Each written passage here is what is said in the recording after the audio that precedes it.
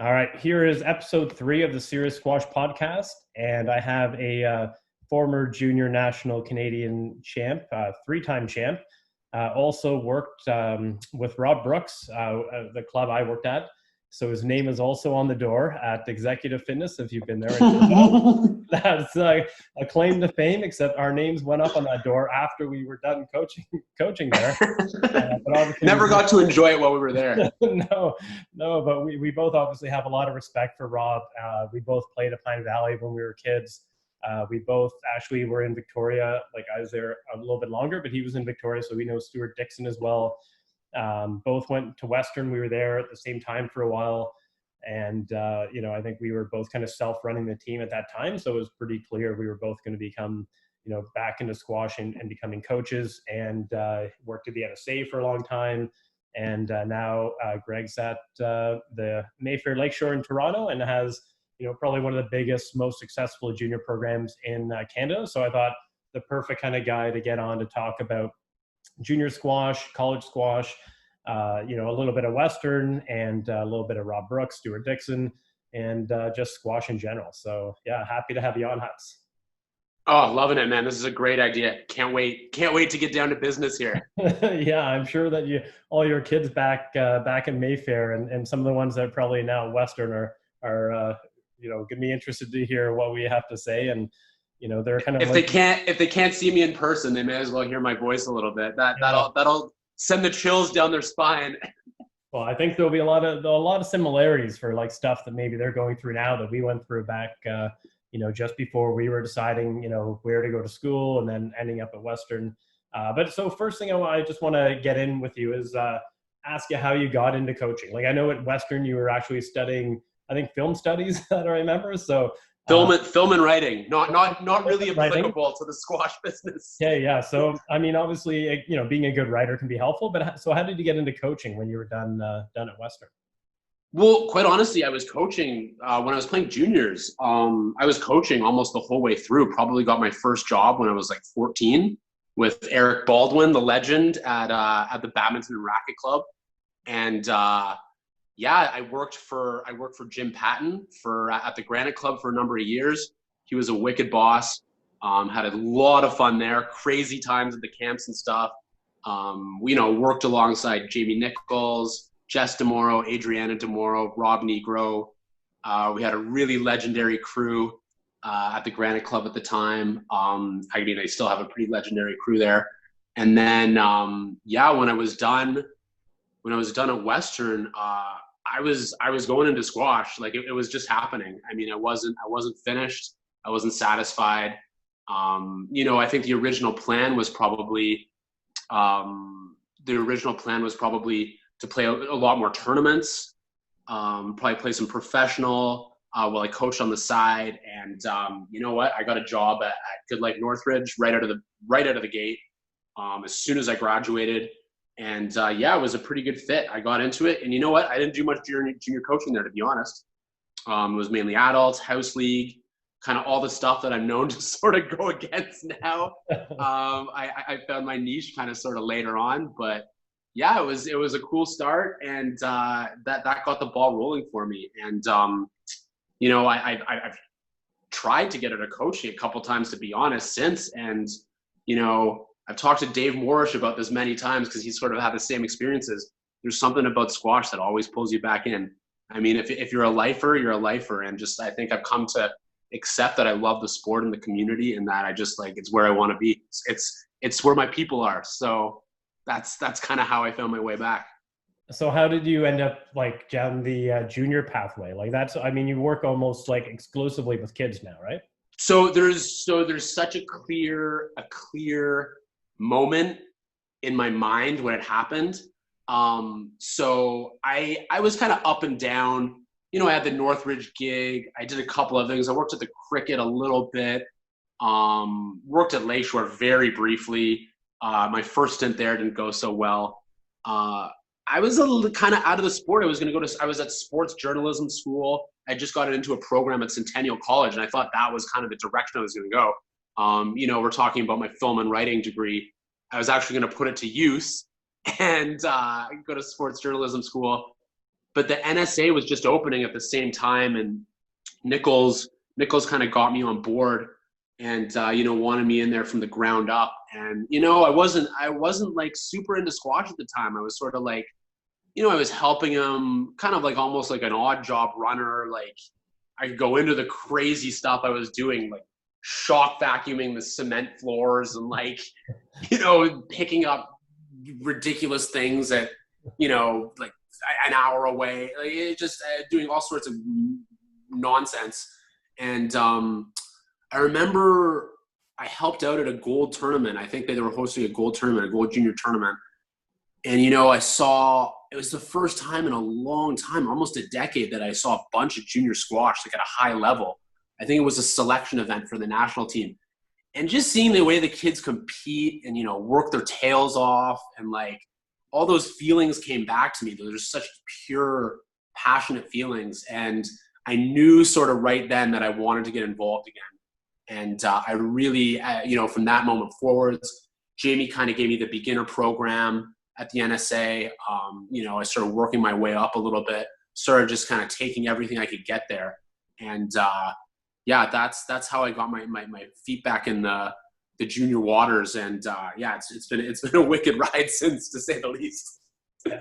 So what do you enjoy most about the kids? Just like their passion and like how much they love the game? Is that the main thing? There's a bunch of things. Like I find I connect really well with kids in general. I mean, you'd be the first to say I'm kind of a big kid, even at age 37 as a dad. I still am a big kid. I find them really easy to connect with, and I don't think there's many. There's not many areas in life where you can actually have such a positive effect on kids. Like they come to really look up to you and have a great time with you, and like you're able to sort of shape the way they think and the way they act in a positive way, and to work with them and see them grow and instill passion and fuel their dreams. And you see these kids, like you start working with them at age 9 and 10, they're like little chubby, goofy, have no idea what's what.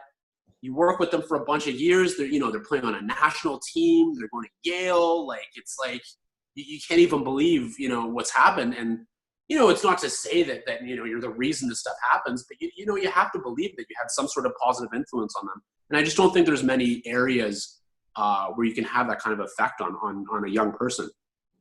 Yeah, I definitely would have to agree. I think that's why most of us coach squash. Like we're not in it, like tennis coaches getting paid like, $100, $200 an hour to be a coach. Like we're doing it because we love it. Right. And we, obviously we feel we get a lot out of it as well. Like selfishly, we enjoy like helping people. So yeah. And if I could say one other thing, like you kids are like the parents are like, oh, thanks for helping my kid. You're doing this for my kid and that.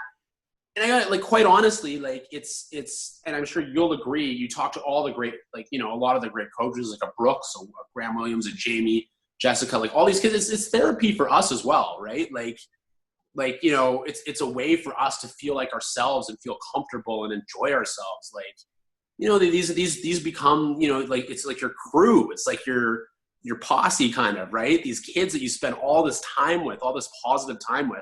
Like these become I'm almost more comfortable around them than I am around like a group of adults, right? It's like, you spend so much time with these guys, like seeing them in girls, seeing them learn and grow. And it's just like, it's therapy for us as well.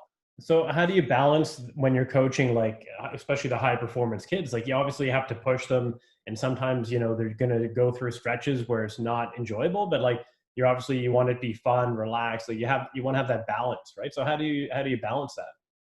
Look, like when you set a tone, I think when you're fair above everything else, I think people know that when you're getting on their case, it's for a good reason, right? Like when you're generally a fun coach and you like to laugh and you like to have fun, but you're trying to run serious sessions, you're trying to get them to work hard. If you're pulling kids aside and you're telling them what's what and telling them, they're hauling a little bit, they're fading, they're not, not doing what's expected of them, they're wasting other people's time. I think, if they trust you and you trust them and there's a mutual respect, I think you're able to do that, right? Like if you're if you're setting the tone, especially early in a season or even early in their career, they know you're not just snapping at them for any reason, right? Like you sort of build that trust, and I think they appreciate it, right? They appreciate that you care, and they see that, right? Like if you're letting them get away with everything, you know what I mean, and then you snap at them once in a while, they're probably expecting just a bad mood. It's a one-off, but like you got to get on top of them, and like it's more than anything, I want them to have fun, and I want them to enjoy it. I want them to get fit, all that good stuff. But at the end of the day, there is money and time being spent, and there's expectations here. So like, you know what? If you need to bring them into your office, if you need them to pull them aside, then you got to do it. And I think they respect that and they get it, right? And I think if you're having to do that more and more, you feel them pulling away. It's when you're talking to them and the look, they're looking off in the distance, and you're hearing, yeah, okay, yeah, I get, okay. That's when there's problems, right? That's when it's tough to reel them back in. But you don't know where their head's at unless you're coming at them and you're getting on their case a little bit, I would say. Well, I definitely know you're a straight shooter. I think that's one of the things I appreciate, like when we were teammates, and I think it's a good quality. A lot of coaches maybe are going to sugarcoat things and just make it sound like, oh, whatever, this, child's doing amazing, and tell the parents what they want to hear. But like, I think, you're not going to hold back if you think that, somebody could be giving more or could be achieving something greater. And I think that's sometimes what you have to do as a coach, because sometimes they don't believe what they can achieve, but we can actually see a lot more potential than maybe they can or their parents can. So. 100%. And you're probably the same as me. Like words are easy, right? Like words are the easiest thing in the world. I want to win nationals. I want to make the world junior team. I just said it. How easy is that, right? It's so easy to roll off those words. Don't tell me that if you're not going to put in the work, if you don't realize what it takes. You know what? You want to play house league once a week. You want to go play with your buddies. You want to play squash twice a week and play silver tournaments. I will support you more than anyone. I'm good with that. Great. You're playing squash. You're having fun. That's amazing. I have as much time for you as anyone else. But if you're telling me you want to win nationals and you're showing up once or twice a week, you're half-assing it, you're not putting in the work, you're not doing anything off court, then we're going to have problems. I'm sorry, because you're not being realistic with yourself. And that's when you get into some of these confrontations with parents. The kid gets upset because the expectations are all over the map and they're not matching up with what you're saying. Yeah, no, I think that's definitely true. Like, I actually talked to Rob about this a little bit because he's dealt with so many kids, so many parents. Like, what happens when it's like you feel there's pressure from the parent on the kid to perform or to be a certain level, and then maybe that's taking away their enjoyment and love of the game. Like, what do you have to like chat with the parents about that, or the kid, or both, or? Yeah, you know what? I've had a lot of those. I think you always want, in an ideal world, the way the community is these days, it doesn't necessarily match up like this. You want to talk to the kid first so they're not blindsided, right? You never want all of a sudden, it feels like an intervention where like the kid's parents are there and you're there and they're all sort of you're all coming at the kid. Like, oh, you said you want to do this. And you're not, then the kid might just say, screw this, I'm out. Like, you guys are all ganging up on me. You want to have a talk with the kid and see where their head's at, right? And then I think, you're getting emails from parents. They want to talk to you. Ideally, you can talk to the parents separately before you bring them together, right? Like, it's nice to try to get everyone on the same page before you bring everyone together. The parent and kid talk together with the coach never feels great, right? Because I think the kid always thinks they're supposed to say certain things, right? There's that kind of pressure. I try to avoid that one. The parents seem to love it these days, right? The big meeting. It's definitely not my favorite. I would like to talk to both separately before bringing them together, right? And what you want from the kid is honesty, and I just don't know if that type of situation, the big meeting, is where you're going to get them to be the most honest. So I want to go back to, I know you've already mentioned some of the coaches that were good role models for you when you were getting into coaching as a junior, but obviously when you were being coached by Rob a bit, when you were playing in Pine Valley, Just you worked with him a bit, like such a guy that I think we both respect so much. He's done so much for squash in Ontario and Canada. Like, what's something that you take away from Rob that's made you a better person or a better coach? The thing I would take away from Rob more than anything is more important than the technical, the tactical, all that stuff is if you instill passion in your player, you're going to get results, because that's going to be the kid that's going to solo that extra 1 or 2 times a week. That's the kid that's going to be watching, PSA squash at home. That's the kid that's going to be, designing their own program, working on their own. You know what? Like, I could teach any kid to hit a forehand, like no problem. Do you know what I mean? Like, if you're going to put time and money into it, I'm going to teach you how to hit a forehand. At the end of the day, the kid that loves the sport and wants it more, maybe not tomorrow, maybe not next week, maybe not next year, at some point, they're going to chase you down. Do you know what I mean? Like, at some point, the kid that loves the sport and has learned that the love of the sport is more important than anything is going to chase you down, because they're the ones they're going to put the most time and energy into it. And Rob taught me that more than anything. And trust me, I spent hundreds of technical hours on the court with Rob, doing his solo routines, hitting targets, working on my technique, working on my patterns, all that stuff with Rob. Like the improvements were huge. But more than anything, I just learned how to fight my tail off. And you're almost playing for a legend, right? Like, you're playing for a guy you love and admire, and a guy who's taught you what, like, that things can. It's more than just about the sport. It's about heart and desire and passion. And I mean, the kids that learn that at an early age, they're going to be the ones to watch for. So it sounds like you wanted to make Rob proud when you were playing, right? And that's kind of what I bet a lot of the kids you coach right now, like, they want to make you proud when they go out and play. So bad. There was nothing, I'm sure you remember this too, there's nothing more rewarding in my junior squash career than a Rob Brooks handshake after a hard fought battle. And he gives you the little nod and the half smile, and just well done, Greg. Just something simple meant more than and anything else. And I think I hope the kids get half of that from me. I wish I had that. I never feel like I quite show them enough, like, how much I appreciate the effort. But Rob made you feel pretty good when you got the job done.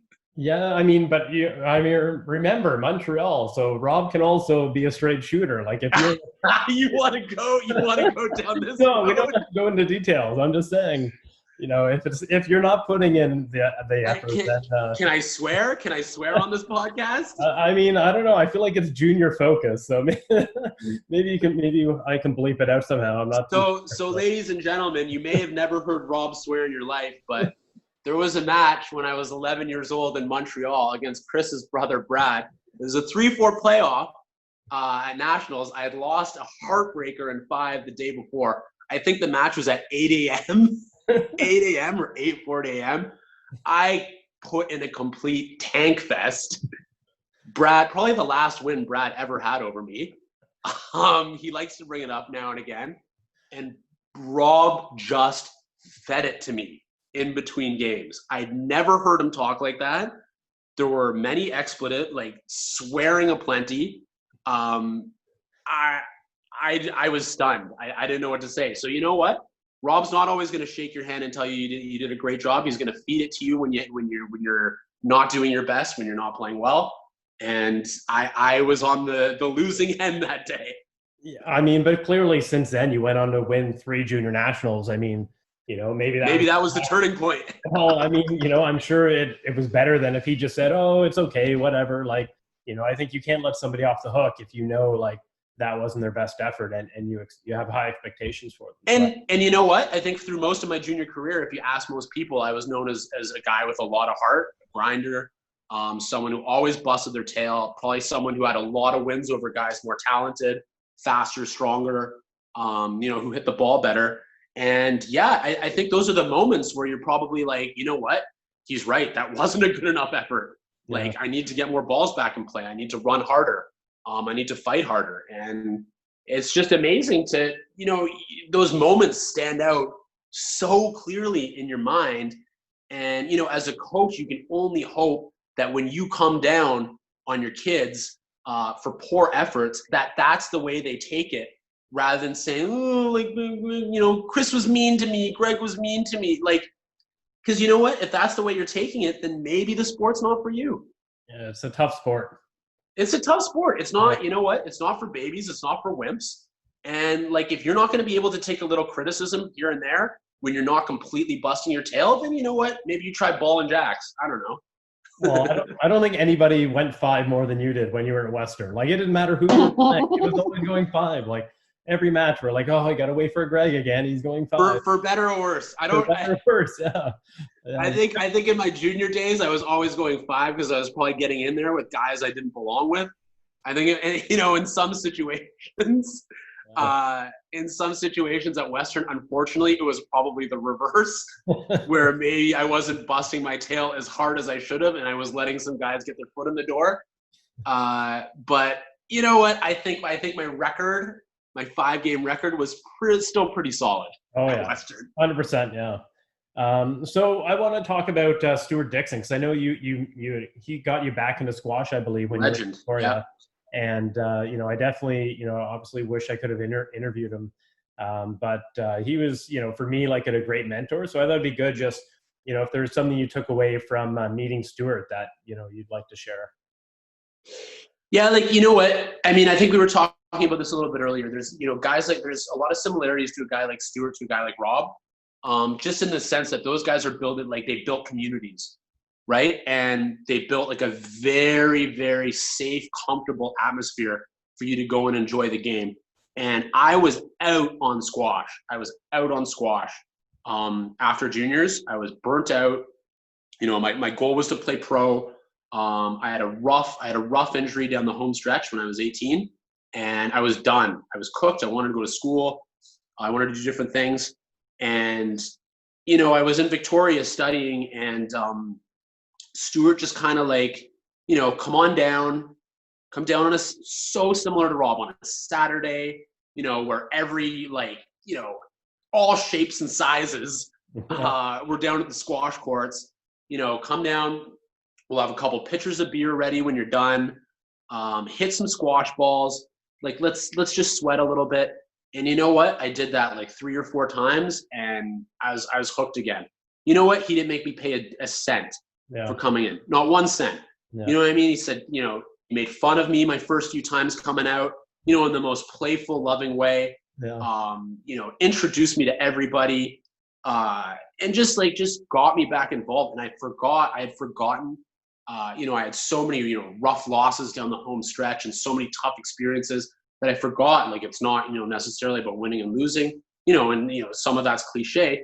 But like, just to be part of a community and loving the sport again, and just like, oh my God, like this is where I belong. These are my people. Like, we're talking squash, we're running around, we're having a couple beers afterwards. It was beautiful, right? And it was completely detached from my University of Victoria experience. One had nothing to do with the other, which made it even more amazing. It was just an incredible escape that no one else on campus, I felt like, was doing. Right? So it's just this beautiful thing. And Stuart, I mean, talk about like welcoming you back with open arms. Yeah. Right? Like, that's, if I remember one thing about Stuart, I mean, I'll never forget that. Who knows where I'd be, right? Like in squash, if it wasn't for him. So, I mean, miss the guy. Thank you, Stuart. Yeah, well, I definitely feel like we have that in common, thankfully. Like, we all had the luxury of knowing Rob well. We got to know Stuart, and then obviously we got to know Jack Fairs. Like, I mean, he was still, even though, like, he wasn't able to get on court, like, just, the charisma, like his enthusiasm. A lot of charisma. Stories. A lot of charisma. Yeah, like, it's just like people that are just, they love squash so much, and like, they just, right away, you just feel like so welcomed, and you feel like part of their family. And it's just, I haven't found something like that outside of squash. So I think those 3 people, like, for me, are like huge mentors and have had a big impact in my life. And I'm sure the obviously 100%. for And you. that's to me, if I can go, slightly off topic, but you kind of talking about the same thing. I think that was the beautiful thing about the NSA when, in a brief stint is like, weirdos from all over the world who just love squash would walk through those doors, and it didn't matter what level you were. There was someone who was going to kick your ass, right? Like there was someone was going to beat you down. And you were that was the one certainty. The other certainty is you were going to be welcomed with open arms, despite whatever your financial situation was. You're going to be welcomed with open arms. And then the third thing was if you wanted to play squash for 40 hours a week, like you were going to be able to do that. Do you know what I mean? There were no boundaries. Like if you wanted to get good at squash, there was no excuse. And I think those are the kind of communities that I think are fading a little bit. And that's when that's why you need a guy like Rob. You miss a guy like Stuart, Jamie, Gary, and Jonathan with the NSA, like that dream of just like, if you want to get good at squash, like there's no excuses. Here's the place. Here's the passion. Here's the court time. Here's the gym. Like do whatever you want, but don't come out of here with any excuses that you weren't given the opportunity.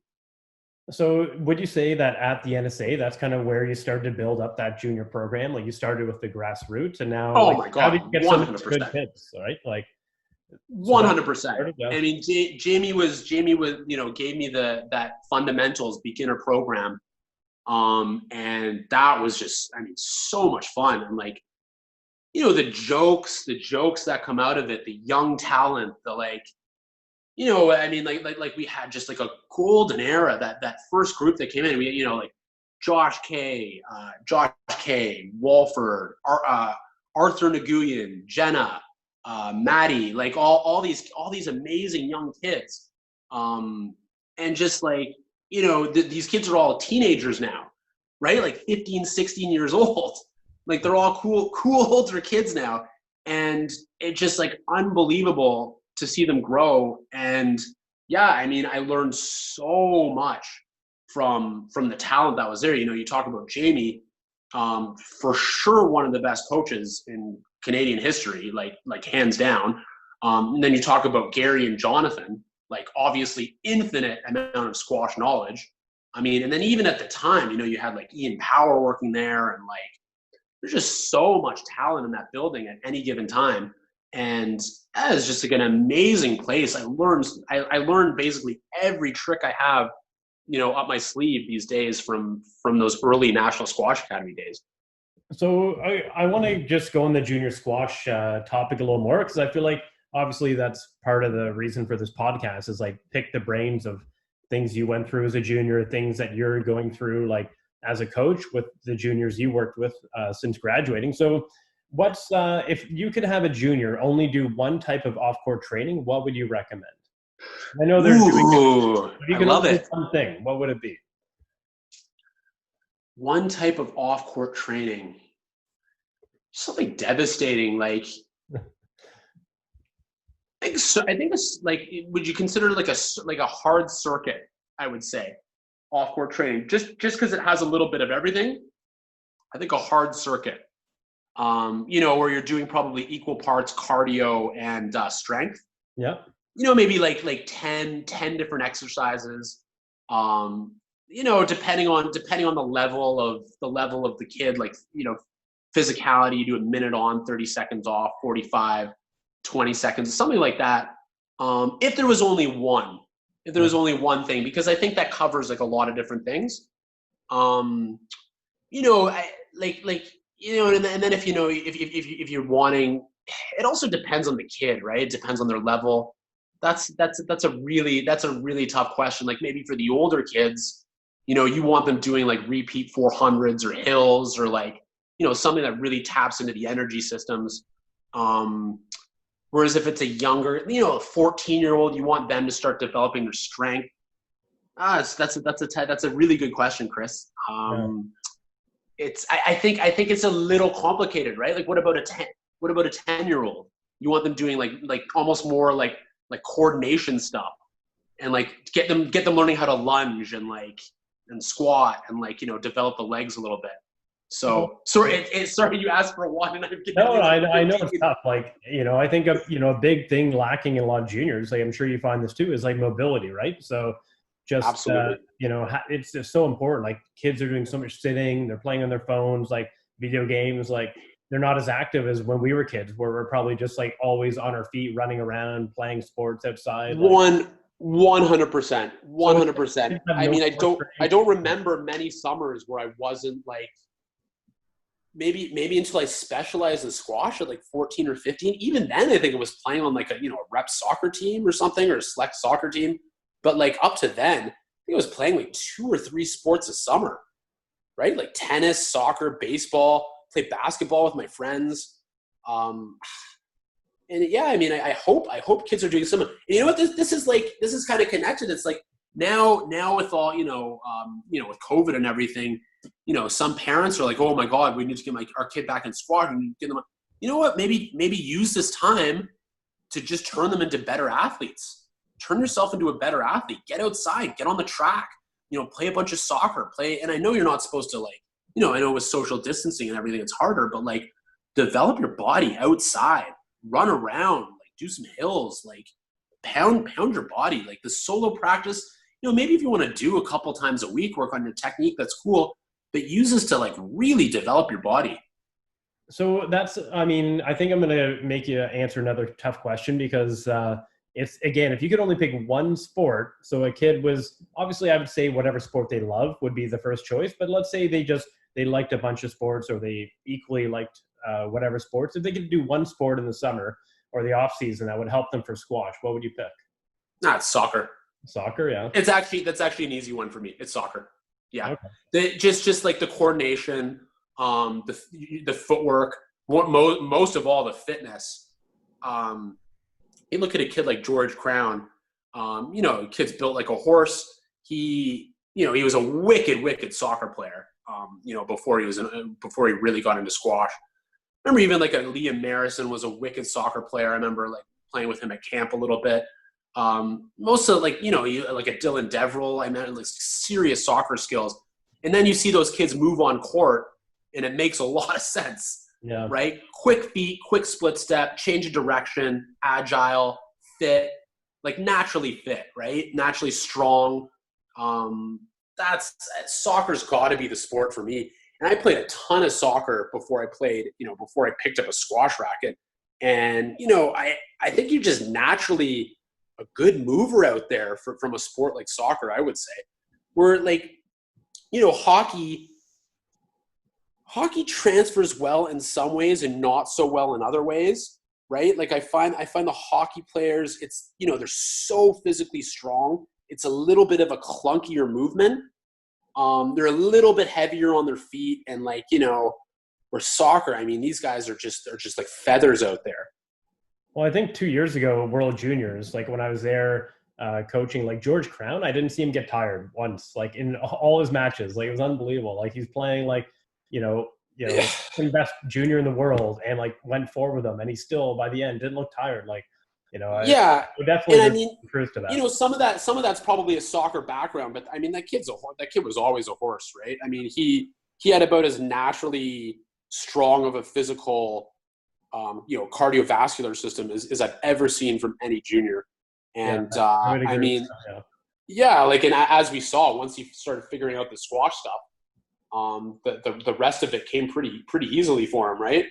And that's a kid who's having great success now at Harvard, and he loves the sport, and what an ambassador for Canadian squash. Well, and something like, when I think about somebody that athletic, like I've worked with some kids who are like super fast and fit.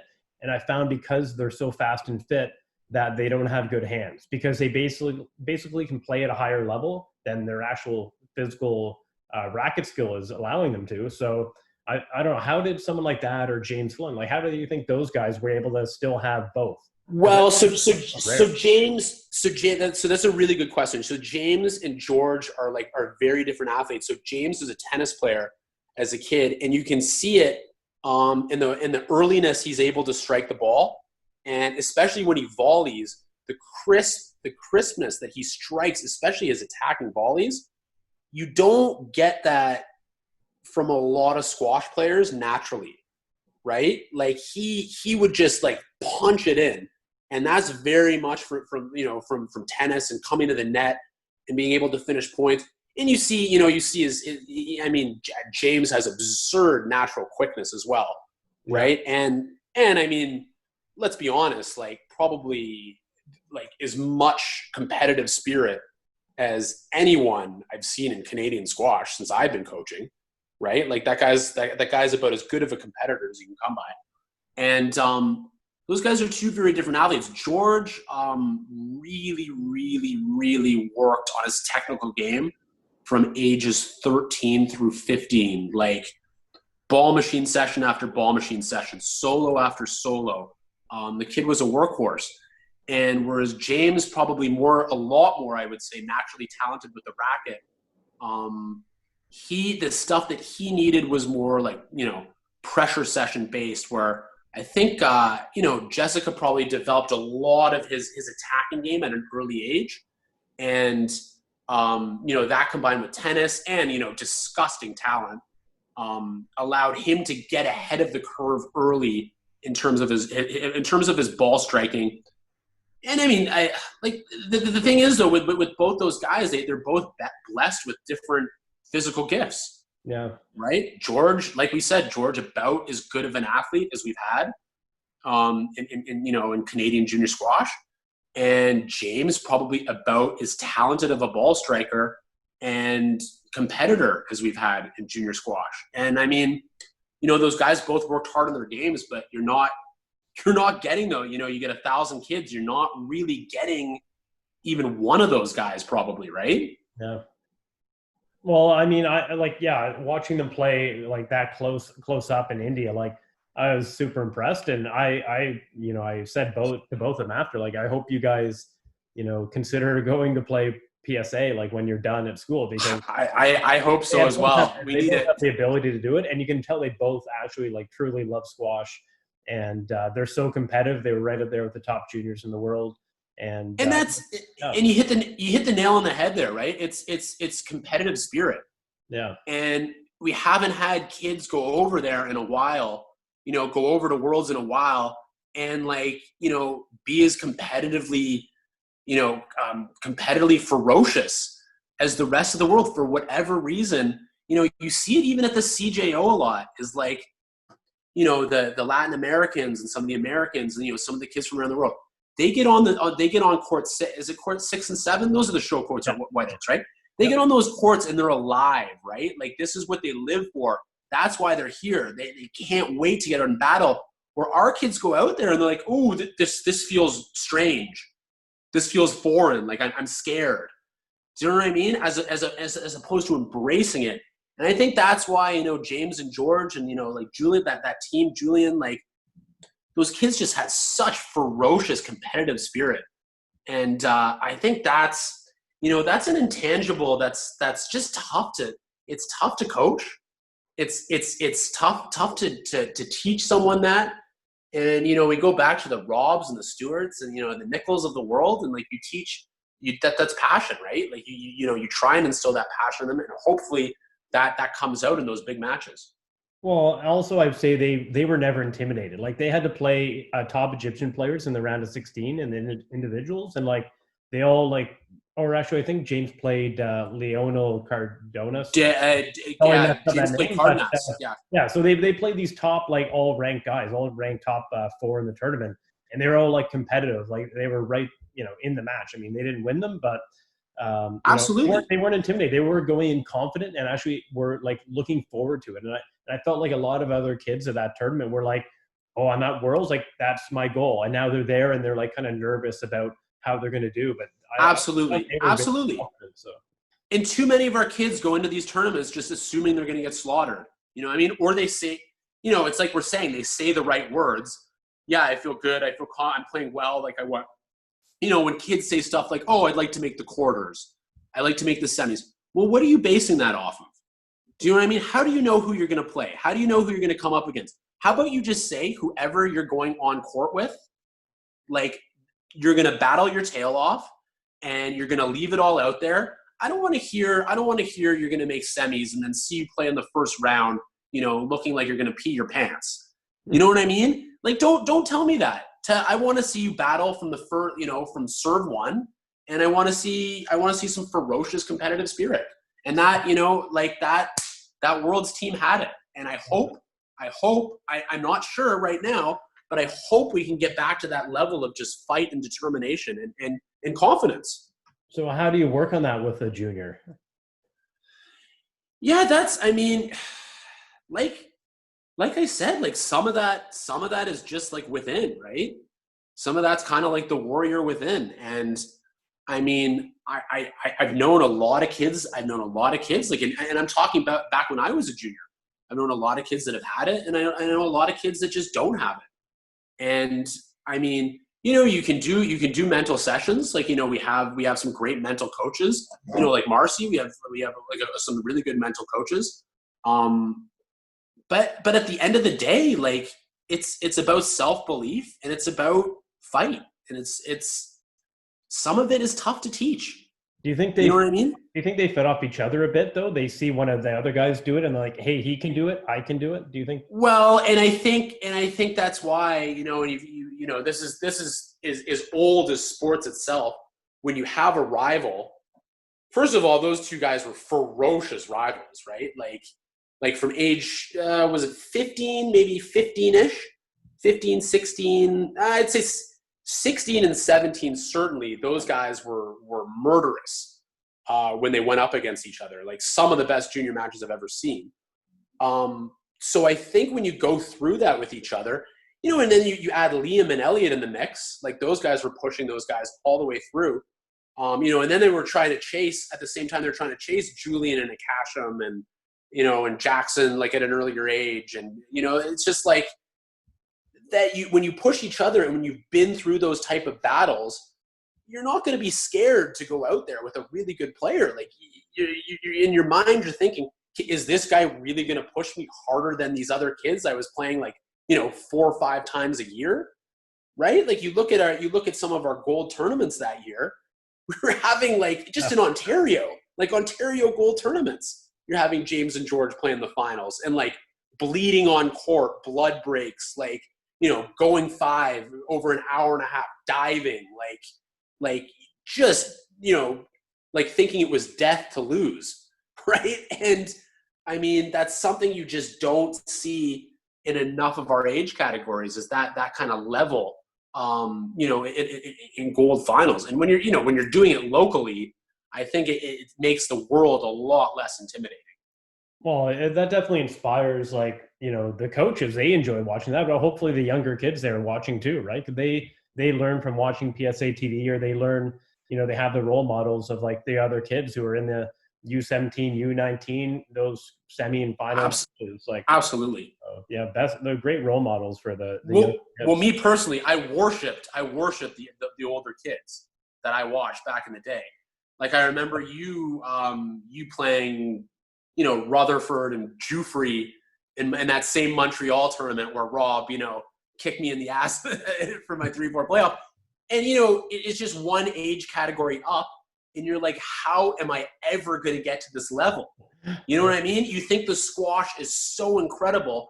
And then probably the level up from you, was like Sean Deliere playing up against Josh McDonald and Dave. It's just you're just so many guys to idolize and try and play and pick their brain. And it's just yeah, I mean, if there's one thing I try to get, especially new kids and the younger kids at these squash tournaments, get off your phone and watch some matches. Yeah. Right? There's some great matches out here to watch. Watch as much as possible. Get inspired. Take it all in. I think Rob Brooks said the same thing. He's how now he goes to the US Open or the CJO, and as soon as the kid's out, the parents take their kids home. I'm like, you're missing the best matches. You're missing the best matches. Yeah. You should be watching and seeing what do the kids in the finals of your age group or the older age groups, what are they doing? How do you get to that level?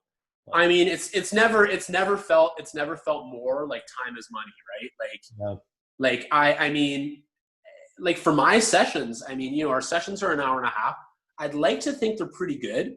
right? They're a pretty solid level. I would always like them to be harder. You know what I mean? I'm always slightly disappointed at you know, the intensity level, but I think that's, you know, that's probably what fuels the product. But you know, we got a world-class gym at Lakeshore, a world-class gym. Most of these kids are members. And you know what? They, as soon as the session's over, most of them are doing, you know, kind of a half-ass 5-minute stretch, check their phone a little bit, you know, and then their parents are like, get in the car now. You know what I mean? Some of them are leaving 10 minutes early because like, the parents are like, let's get out of here now. It's like, you know what? You go to the gym for half an hour after one of those sessions and do a few things, you're going to be soaring past these other kids. And it's just like, just a little bit more dedication, a little bit more time, a little less rushing. And that's where you need a leader in there, right? To kind of just start doing that and leading by example. But I mean, you know, absolutely in Toronto, right? You have like everyone's commuting all over the place, and like it's, you know, I mean, yeah, like it's just, I mean, that's kind of why I didn't want to be coaching in Toronto, because I don't want to be doing those like hour commutes and or stuck in traffic. And it's tough. And you know what? They don't always want to hear from the coach. I've just been like, I've been on you guys for 90 minutes. I can make a suggestion to go to the gym, but like, it's like, Greg, you know, we've heard enough from you. You just made, you know, we do our little 10-minute fitness session at the end, you know, 10, 15 minutes. It's hard. You know what? It's tough. It's reasonably tough, but like, you know what? None of this is enough. Guess what? You want to be one of the best players in the world? You know what? At this point, if you want to get into an Ivy League school, like that's the standard. That's how high the standard is. You got to do more. It's not enough. Whatever you're doing, like every junior should be listening to this. Every parent should be listening to this. Whatever you're doing right now is not enough. I promise you that. Well, that's what I actually want to ask you next, because obviously, you know, we both went to Western, like we saw, you know, the level of the game then, and, you know, what the level is, you know, even higher now. So like, what do you think like juniors should be doing if that's their goal? If they want to, you know, go play at Western and like be number one, or they want to go, you know, to play with, you know, George or maybe George at Harvard or James. So, like, what do they have to do to get there? So look, generally I get it. We're a little bit up against it. And I researched this a little bit more this year, what some of the problems are. A lot of our elite players, especially in Toronto, are going to private schools, and the pressure is immense. And the academic pressure is crushing these kids. So not only do they have limited time to train, and first of all, I don't want this to sound like an excuse. I don't like excuses. You want to do something, you do it. You'll find a way. But not only are these kids limited in time because they have to study so freaking much, which is just like, I think it's over the top personally. The studying is just like insane. But these kids are bagged all the time. Yeah. These kids are always tired. You know, you look at them come in, it looks like the weight of the world's on their shoulders. It's a lot of pressure. Now what a lot of people will say, what about the American kids? These American kids all go to prep schools. Well, guess what?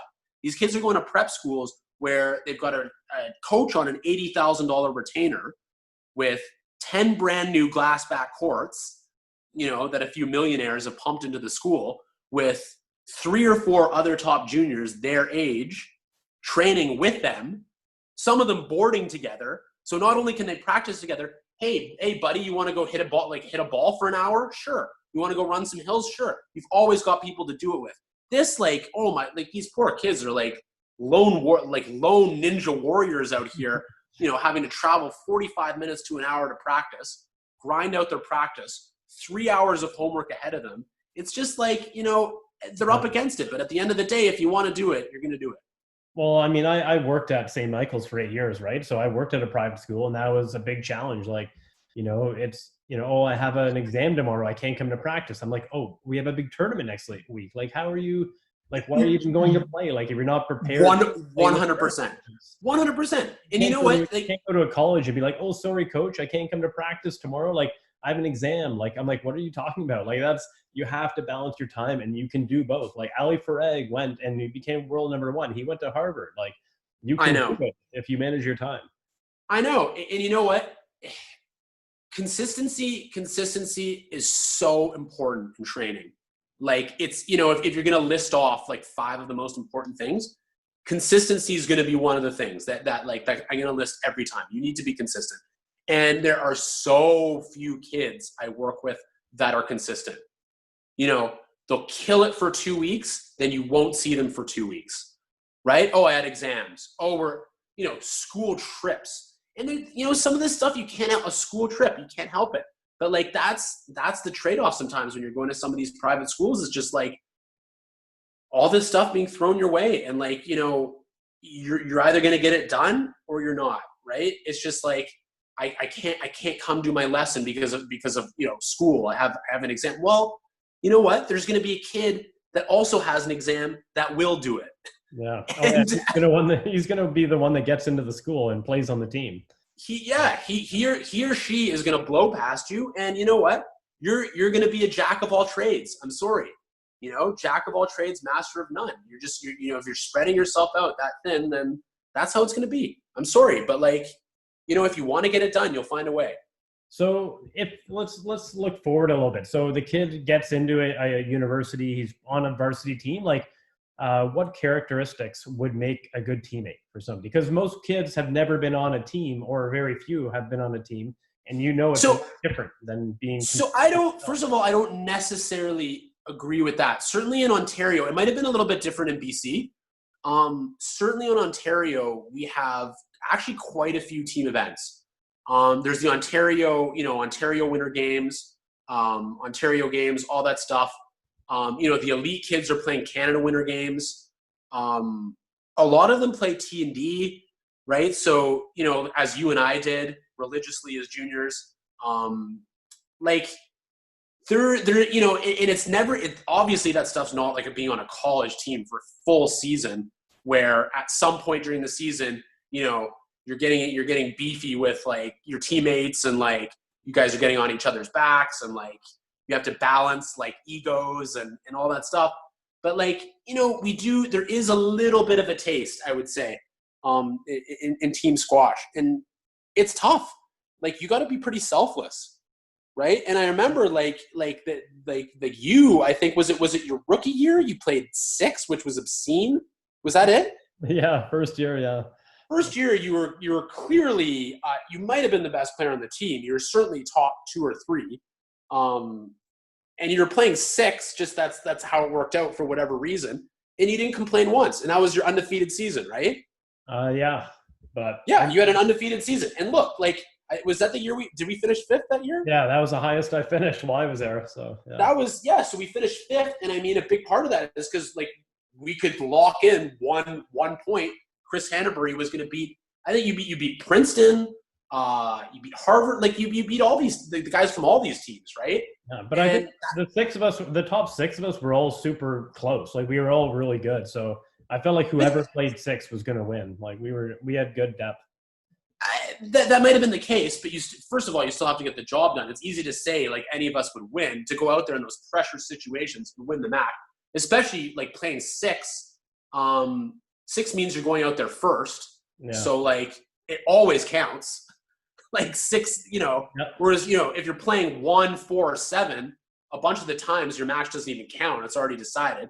Like, you play 6, that match counts. Like, that's a pressure match. So like that's selfless. And that makes, and I remember like, me and you were running practices, right? Like me and you, I remember those horrible nights where we went and ran hills. Yeah. We're doing those awful circuits on the, at London Squash at 9 o'clock at night. Right. And you know what? Like you need guys on your team that are going to do that. And there's going to be followers on the team, and there's going to be leaders on the team. That's a natural way of the world. And like, if you're going to be a follower on a team, you better fall in line. I'm sorry. You better play your challenge matches. You better show up to practice. And you better fight your tail off. And if you're going to be a leader, you better give it to people straight, and you better be fair, right? Those are the kind of the two main categories you fall in on a college team. And some obviously have qualities of both. But like you better if you're gonna be a bit of a follower, and you're not gonna step up, and you're not gonna make suggestions, and you're not gonna do some of this other stuff, you better show up and work your tail off. And that's what I would say. Like it's bigger than you and your ego and where you want to play on your team. On the team, I'm sorry, it doesn't matter where you want to play on the team. It's where you belong on the team, right? And there's very fair ways to determine what number you're going to play on the team. And if you're going to be a pain in the ass and you're going to complain about it and you're going to whine about it and you're going to pout about it, you're probably better off just not being in the lineup, really. Yeah. No, I mean, I think a win's a win, right? Like you have 9 matches, you need to win at least 5. So 9 counts the same as 1. Yeah, exactly. Yeah. So like, so when you put it that way, it's just about ego.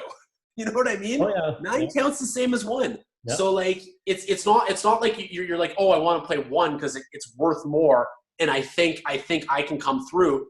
You want to play 1 because you want to tell everyone you're playing 1, right? Like that's usually what it comes down to. And look, fair is fair. If you want to play 1 because you've worked hard and you deserve it and you beat everyone on the team, that's fantastic. Of course, I wanted to play 1. Of course, you wanted to play 1. Well, sometimes I played 1, and I really didn't want to play 1, and I didn't necessarily deserve it. But Jack threw me to the wolves. But yeah, like of course I would want to play 1 if I was beating everyone. But like, I'm not going to pretend that I'm the best player on the team if I'm losing to a bunch of guys, right? Like that's just counterproductive. Yeah. Well, I know that was like a really fun team, and like, you know, obviously you still have a lot of close friends from that era. Little too fun. Yeah, I know. But I definitely, you got to come back to London and come for a visit. And obviously you already know some of the kids on the Western team. So I'm sure, you know, a lot of them would like enjoy to see you. And just what. Yeah, you know what? Actually, like Jackson K, who is probably captain this year coming up, right? Yes. Yeah. Yeah, certainly deserves it. Jackson and I were in heavy talks about getting me out sometime over March break. March break turned into obviously COVID. Yeah. But I was definitely going to come down and check out. He's just had so many positive things to say where the team was headed. You know what I mean? And when you talk about leadership, you see a guy like that. You know, Jackson since he was 10, right? Yeah. And that's a guy who's turned into just like an awesome young man. Now he's, you know, captain at Western. You know, talking about the amazing things that are going on there. You know, everyone's talking about how excited they're, you know, to have a coach that knows a lot about squash with your experience. I mean, what amazing things are happening there, right? So if you could go back now, like knowing what you know, because when we were at Western, we didn't, you know, like Jack would take us to tournaments and he was amazing, but like, you know, he wasn't there at practice. And like, so what would you tell yourself now if you could have coached yourself back in Western? Like, what would you have worked on? So are you saying in between, like during a match, or improved in your game? What would you have been like, Greg? You got to work on this. This has to be better. Like, what do you think? Consistency. Yeah, consistency. The consistency, I think, let us all down. I would say, like you and me would both put in some devastating patches of work. It just wasn't consistent enough, and I don't think we had. I think we needed a little bit more motivation. I think we needed someone kicking our ass a little bit more. We need things to be a little more organized. Don't forget, the kids now, they're training a bunch at school, right? Yeah. Like they're practicing at school. We're going to London squash at 9:00 at night, in the middle of winter. Yeah. You want to talk about a depressing time to train? Yeah, without a coach. Yeah. Without a coach, yeah, hauling your ass to London squash in the middle of the night when your friends are, you know, hammering a few back or like, you know, crushing video games or like, you know, even studying or whatever. And we're just like, well, time to go play a challenge match in the ice cold London squash course. Yeah, and how do you keep your teammates accountable, right? Like, you know, we have no authority over them. Like, you know, it's 100%. That's it. If a guy told us he wasn't playing his challenge match, were we going to throw him off the team? Yeah, like that's not on us. Yeah, we didn't have the depth. So for me, yeah, I you know, and the consistency wasn't good enough, I would say. And you know, there's just, I mean, I'm not going to lie and say there's not distractions at Western because, like, you know, you easily get distracted. I'm not going to go into specifics there. GTs. But yeah, it's just like I wish I was a little bit more organized with my own squad. And you know what? Part of it, like, I'm sure you'll totally agree with me. when you have to organize everyone else's stuff, when you're organizing everyone else's challenge matches, you're organizing practices, sometimes your own game takes a bit of a hit, right? And it's kind of the same as coaching. It's hard to keep your own level up when you're worried about everyone else. You don't have anyone else telling you what to do, right? Yeah. Like that's kind of the trade-off. And, I was so keen on squash for a bunch of times at Western, and I feel like I didn't necessarily get what I wanted out of it, especially in terms of my level, my development.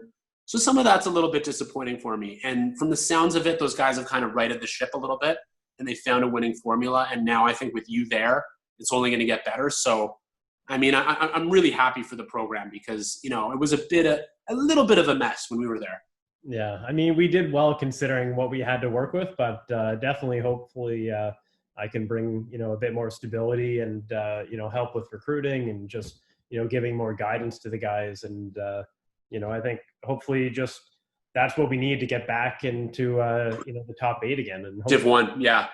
I think you guys will, for sure. Yeah. So just want to finish with a couple kind of other random kind of squash questions, just pick your brain a little bit, and then I'll let you get to bed. I know it's been a long interview, but oh man, this has been awesome. I can go. I can talk squash, and obviously with you, it's good to talk about the junior days, the Rob days, the Western days. So I can go on. I don't know how many people are going to make it this far in the episode, but I'm sure Brad will find it funny, and some of our. I know a few people that'll still be tuning into this point. Okay, so what do you think's the most underrated shot in squash? Straight drop. Okay. Straight drop all day.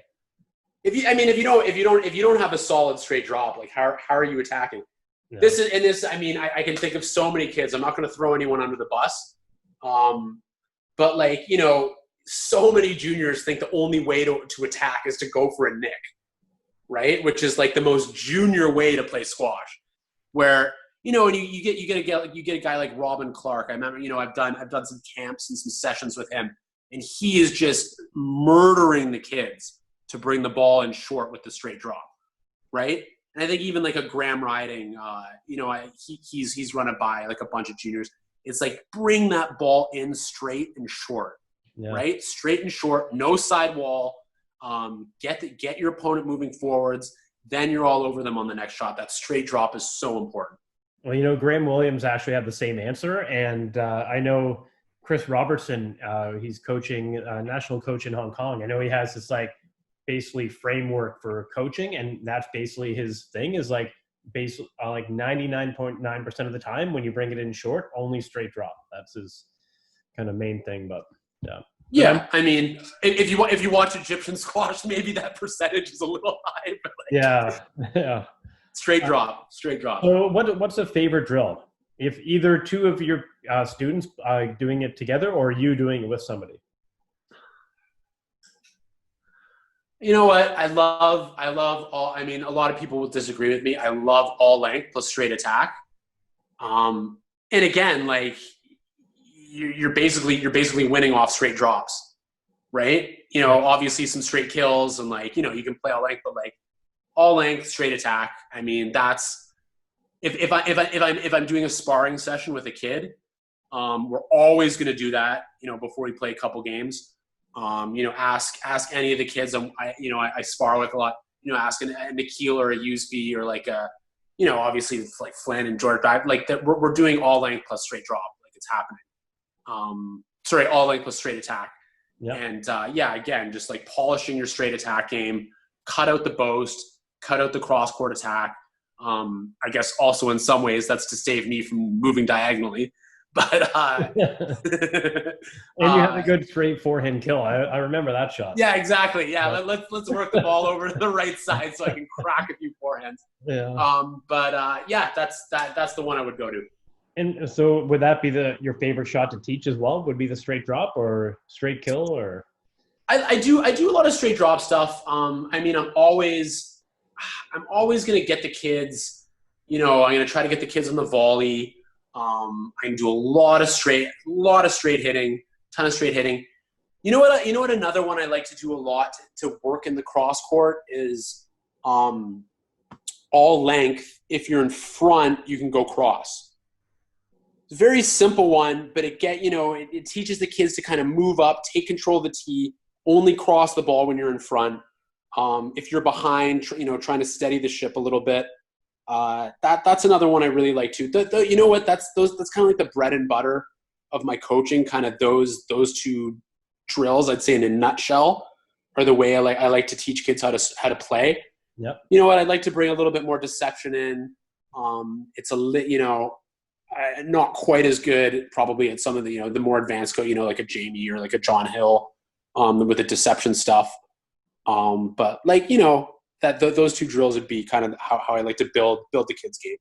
Well, I think it's, that it shows their thinking too, right? And they're actually being proactive. They're looking to do something. So, yeah, absolutely. So what's something you've learned in the past season about squash or about coaching? You know what, Chris, I used to be a little bit more married to certain types of movement, certain ways to strike the ball. I'd say probably 4 or 5 years ago, maybe even less, I was very, very specific with how I taught movement and technical hitting. I'm a lot more versatile now, I would say. And a lot of that has come with, I've probably doubled down on how much PSA I'm watching. And I mean, you watch PSA, good Lord, are there a ton of different ways the guys and girls are moving to the ball, right? Yep. Especially in the back corners, how they like to take the ball in the attack. And so instead of kind of telling the kid what to do, I'm sort of shifted, and I think the kids I'm working with would probably tell you the same, hopefully. I've shifted a lot more to introducing a few options of how to do things in different situations. Do you know what I mean? Yep. Like presenting like an open stance and a 2-foot plant and kind of like a few different options in the corners. A few different ways maybe to hit your forehand out of the back. Show more open up your strings in this situation, flatten the ball out in this situation, depending on the level of the kid. But I definitely feel like I've gotten more versatile and more flexible, depending on the kid's comfort levels. Every kid's going to be different, right? You got to coach every kid slightly differently. Not two kids are going to play the same way. And so I've just tried to be a little bit more versatile with some of that stuff. Yeah, and I think as the kid gets better, they enjoy those fine little pieces a little more, right? Because they're 100% thing, and it's the littlest tiniest thing. It's like, oh, just a little more cut or a little shorter swing, or it's just like a new toy. Yeah, it's just like, oh, this is now it's all like a whole new thing to play around with, and that's why I've always actually liked solo hitting, because I can play around with that small little adjustment. 100%. Oh, this is actually way better. So. And you know what? I played a bunch of tennis this summer, because obviously squash is down and tennis is a lot easier. And I'm going on the court with Robin quite a bit. Robin's a masterful coach, especially technically. Wow, like in squash, right? And it transfers to tennis, and he'll give me sort of one tip with my tennis swing, and the enjoyment you get out of just tweaking something and feeling the difference. And just like that open-mindedness to be coachable, right? And that's, I think that's a really underrated skill. I've talked to a few kids about this. It's an underrated skill to have as a player. Coachability, right? To be coachable is an incredible skill. To be open-minded about fixing things. Like Neil and Nikhil Ishmael, two of the most coachable kids you could ever imagine. Right? They're always willing to tweak things. They're always willing to go on the solo court to practice. Whatever you tell them, you know what I mean? They have that kind of level and respect for a coach, and they're that open-minded, and they enjoy working on things. That is such an underrated skill as a player, I would say. Not underrated by us, that's for sure. Not underrated by us. When we say it, when we see it, we're like, oh my God, this is incredible. This lesson's flying by. Yeah. But the flip side, a kid that is kind of stubborn and why do I have to do this? Why would I do this? I can get away with this. It's okay, you can get away with that. like how's losing in the second round of gold tournaments working out for you? Right? So like, yeah, you want kids to be a little bit more open-minded.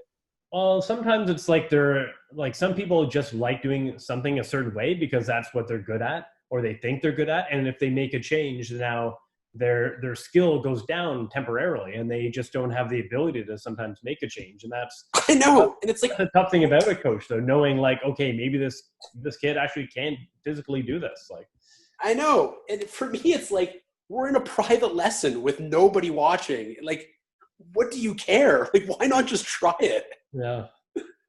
Okay, last couple of questions. So who's your favorite pro player to watch? So it's a good, you know what? I went through a bunch of different stages. Are you saying ever? Sure. I'd say for just like technical hitting, just watching, like I always loved watching Will Strop just kind of pick targets off, move the ball around beautifully. And you know what? A lot of people have kind of given me crap about it for, oh, like his movement, like he's just such an inferior. But you know what? That almost made it more enjoyable to watch him sort of like, pick these elite athletes apart just with his marksmanship and, understanding of the game and deception and flair. And I mean, I just so many enjoyable matches watching him. And again, like, I know, not that he's my favorite player, but I love watching Sherbaggy matches just because, it's almost watching like Djokovic in tennis where the guy's going to try and break this guy down for an hour or an hour and a half. And he's going to throw ferocious pace at you. He's going to move, like a maniac. He's going to fight his tail off, one of the best competitors that the sport's ever seen. And if you have your best day, probably can take him out. But, what does that happen? A few times a year, maybe? Yeah. Right? Not all. So, yeah. I mean, it's just like, that's always such an enjoyable confrontation for me, to watch, watch like a Farag or like a Gawad or like a, Rosner or Gautier, like when he was at the top of his game. I'm watching these guys are like, obviously the Ramy Sherbaggy battles were insane. But yeah, I mean, you watch pro squash now, there's just so much to choose from. The level's so high. I mean, I was watching so much before COVID. Yeah. probably more than I ever have in my entire life. I know we need some new tournaments coming. Yeah, I mean, there was just so much going on. And now everyone's retiring. Like, how many pros have retired in the last 4 months? Like, and it's going to keep going, like, for sure, as long as this stretch continues. Yeah, the sport's definitely in a little bit of trouble right now, and I hope they find a way. I hope they get some good people like brainstorming and figuring it out. But I'm a little worried right now about the sport. I got to be honest. Yeah. And even talking to Mike McHugh a lot about it, like his thoughts. Like, he's probably going in a different direction at this point, and it's a good time to do it because there's so much uncertainty with the sport. And look, these guys, around Mike's level, Nick's level, the Badgers level, like these guys aren't wealthy guys. Like, they need these tournaments to scrape out a living, and I mean, without them, they're just going to go do something else. Yeah, or at least they need a club to go and do an exhibition or to play like some 100%. 100%, or they need some junior programs to scrape out a few bucks here and there. Like that's how they make a living. Yeah. And so, I'm really worried about the sport when you think about it in terms of that level. Like Sherbaggy's going to be fine, right? Farag is going to be fine. Gawad's going to be fine. Like Diego's going to be fine. Like these guys are going to be fine. It's the middle of the pack that's just going to get murdered here. Yeah. And without those guys, you're not going to have a tour. And Canada's not a cheap place to live, right? It's not like you're living somewhere where it's like, I'm sure in places in India or Pakistan, you can get by with like, a lot less money. But like if you're living in Toronto and you're like, a professional squash player, like life is expensive. Like you're probably barely scraping by even. Man. So. Yeah. Like Nick, I mean, I think Nick went back home. I'm pretty sure. Yeah.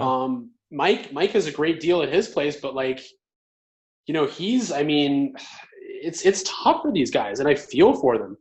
And these are our best athletes right now in squash, and like we should be doing what we can to support them through the dark times, just to make sure we have a national team, like in a year or two, right? Or we're going to be in big trouble. Oh yeah.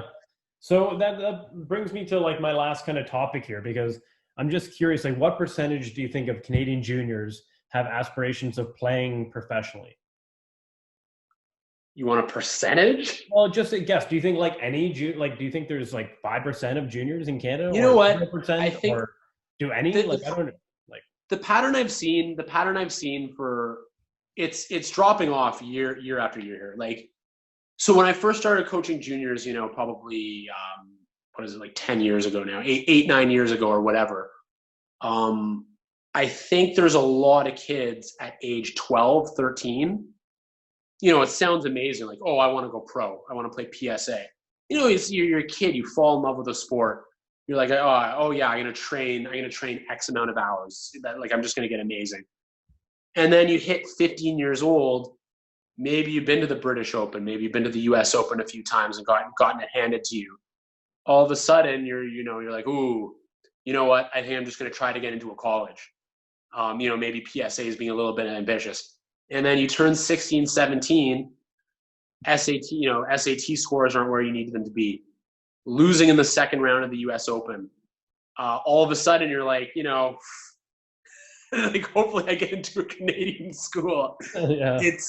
It's again, words are easy, right? Like it's easy to say stuff. It's easy to say I want to play pro. Squash is a weird sport where you say I want to play pro, and hey, you know what? You could play pro. Say, like, go play a couple, go qualify for a couple 5Ks. You're a pro squash player. Yeah. You know what I mean? Like, there's plenty of guys in Canada that are doing that. Does that mean you're a pro? I don't know. If you're talking about like a top 100 PSA pro, where you're actually putting in hard yards, you're doing 2 sessions a day, 6 hours a day. You got minimal life. You're on the road all the time. I haven't heard too many kids talking about that these days. Yeah. And I mean, you know what? After James took out Victor Crouin, which is, one of the most absurd results I've ever heard. Yeah, I watched that match. I mean, pretty ridiculous. He was expressing an interest in playing pro. And I mean, hopefully this whole COVID thing hasn't deterred him. And hopefully he still has those kind of goals. But I mean, we need it badly. Well, I think the reason why he can beat those kind of guys, he can rise to that level, is like we talked about earlier, he enjoys that, right? Like, he wants that opportunity. Oh yeah, he's not intimidated. Loves the spotlight too. Yeah, I know, and I think he's confident in his ability, even though he doesn't have the pedigree that Victor Crouin does. Like, it's and you know what, like, pressure was on Victor in that match, and he's playing on his home court. Like, he's I know, he must have felt good going into that match. But I mean, and you know what, to your point there, like the best thing I ever, Jonathan had so many amazing quotes. Some just completely outrageous, obviously, and some just like, just so like on the money. He said, the best players were never afraid to spin the racket, right? Yeah. And for those who need that deciphered a little bit, the best players are never scared to look someone in the eye and say, like, let's play, love all, like, let's go. And you see it in a lot of these junior programs. Kids don't want to get out there. Like, they want to play. They want to play threes. They want to play the kids they like to play. There's some kids they're scared of. They don't want, you put them on with the kid. I hurt my ankle. Like, my knee's a little sore. I have a tournament this weekend. Like, at the end of the day, like, the best players are the kids that are going to play anybody. Yeah. Right? Anybody, anytime. Willie Hose used to tell me the same thing. Like, Willie, how did you get so good? I played effing anybody. You know what I mean? Yep. Like, that's at the end of the day, like, if you're not scared to get on court with anyone, that's going to go a long way. Yeah. So do you think Canada's ever going to have like another top 10 or top 5 player? Like, again, this is something I talked to Mike like quite a bit about. Like, with the current infrastructure, I don't see it. I don't think I don't think there's enough kids in the system. That being said, you don't necessarily need a ton of kids in the system. Produce Diego's from Peru. Yeah. Can't imagine they had more juniors playing squash than us. No. You know what I mean? And sometimes it just takes that kind of like prodigious talent out of nowhere that could just shock you. You know what I mean?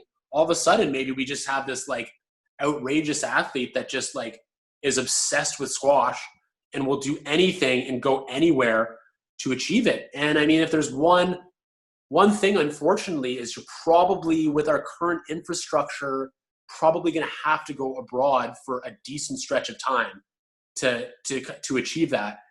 Just don't know how. I haven't seen kids that are willing to do that, right? No. I think Jonathan did that, right? Like Jonathan for sure did that. England, I think. Jonathan for sure did that. Gary, I don't know at what age Gary went to Australia, for sure. I'm trying to think of some of our other great players. I mean, Sean was just such like an outrageous talent. Shahir obviously spent a ton of time growing up in Egypt. Graham, I'm not sure if Graham. Trying to think if Graham trained abroad. I can't remember. I thought he might have played in like some of those European leagues to make like that was where you get to play the top players. Like early on, very early in his career. Yeah. I'm not 100% sure, but I think a lot of guys did that. You got to go abroad at some point. We just don't have. I just don't think we have like the high end talent. Like you don't have the sparring partners. You're gonna have to do it, and probably the earlier the better, to be honest. Yeah, and you need to probably get on with other like people that are better than you. And at a certain point, if you're the best, like you gotta, if you're the best at your club, you go to another club, you go to a bigger city. But if you're the best in Canada, like, you got to go somewhere else and get your butt. You got to get out. Yeah, and I mean, maybe we'll see on the low end of that spectrum. Maybe we'll see some more kids going to American prep schools. That might be one way. Some of these American prep schools have some wicked talent, right? And like great coaching. If you got 10 glass back courts, a world-class gym, other kids to train with, like you're pretty good, right? Yeah, I think that's something Canada actually needs to really improve. Like I know there's a lot of private schools that have squash in their curriculum. A few have courts, but like none of them really have coaches. None of them have like, recruit players to go there and go and play tournaments as a team. And, we did that at St. Michael's, but it still wasn't to the level that the US is doing. No, and Jamie's been all over the schools in Ontario, like the private schools in Ontario for that. I think Applebee's actually, is it Applebee or Ridley? Maybe Ridley. One of those schools anyway has some new courts coming in. Might be Ridley actually. I might be wrong. I'm gonna sound really off on this one. Don't worry, no one's gonna listen this long anyways, Huts. You're safe with me. It's a travesty to me that UCC doesn't have squash courts. Like, give me a break with the kind of money that school has and the kind of money that they could easily fundraise for. Like, it would take them a split second. All the squash players that have gone to that school and would be willing to pump money into it. You know what? And you get yourself a coach. You get yourself a decent coach who runs their own program, something like you would have done outside of school hours. All of a sudden, your place is exploding. You're going to get 2 to 3 foreign kids coming to your school every year, right? Enrolling in your school just to play squash because they want to play squash there. Crescent, I mean, the courts are from the dinosaur age. Let's pep those up a little bit, guys. Well, imagine like how did the wealthiest schools in Toronto not have squash? Well, imagine if you were a kid and you had courts at your school and you were like playing squash and you were like super keen. Like it would have been every day after school, right? Or before every school. Day. Every day. Yeah. And I mean, and then all you need is a few other decent kids on your team. Yeah. Right, and you're good. You see, like the kids that have gone to UCC the last few years, and where do they? Where do they practice? Like the Dunfield, like the BNR or the Dunfield Club or something. You look at like both Ishmael brothers, James Flynn, Griffin Manley. Sorry guys, like I'm leaving some of you out, but like these are all top players in Canada, right? Like get these kids some courts. Yeah, I Come know. It would on. make a big difference. And then I think, they would enjoy just like they'd be proud of like having all the strong talent there and like, just their other friends at the school who are like not into squash, but they might get into squash because they're like their friends are all playing and they see how much fun they're having. And Absolutely. Well, look at like SAC is the only school that like kind of has it together in terms of a squash program. They, it's not like they're pumping out world-class talent there, but they've got a ton of kids that are just like, getting into the sport just because there's nice courts there to play on with their friends. yeah, Right. And you talk to some of the kids that go there, the kids are playing like 2 hours a day. You know what I mean? And again, they're not superstars and a lot of them pick it up late, but they love it. Right. And if you imagine if all these private schools were doing that, we'd be pumping like 200-300 more kids into squash every year. yeah, make a big difference for sure. But I mean, we're both trying to do our part, so I guess that's all we can really control. But hopefully, Come on, private schools. Amy's really on the ball at Squash Ontario, so if anyone's going to get that happening, it'll be him for sure. Yeah, well, on his laundry list of things to take care A of. million things to do, yeah. Yeah. All right, Huts, I'll let you go, but let me know when you're going to come to visit me in London sometime. And yeah, Porter and I are talking about it. Oh, that'd be awesome. Well, yeah, I'll get you both here. So thanks a lot man. for coming on here. And anytime. This was amazing, man. I'll send you the link when it's up, and then hopefully we can do this again sometime, like during the next season when we actually have absolutely squash to talk about, and we can maybe talk about like some current matchups or whatever that we had at a tournament, hopefully. So yeah, wicked, man. This was so cool. All right, okay, have a good one. Then. Talk to you soon, buddy.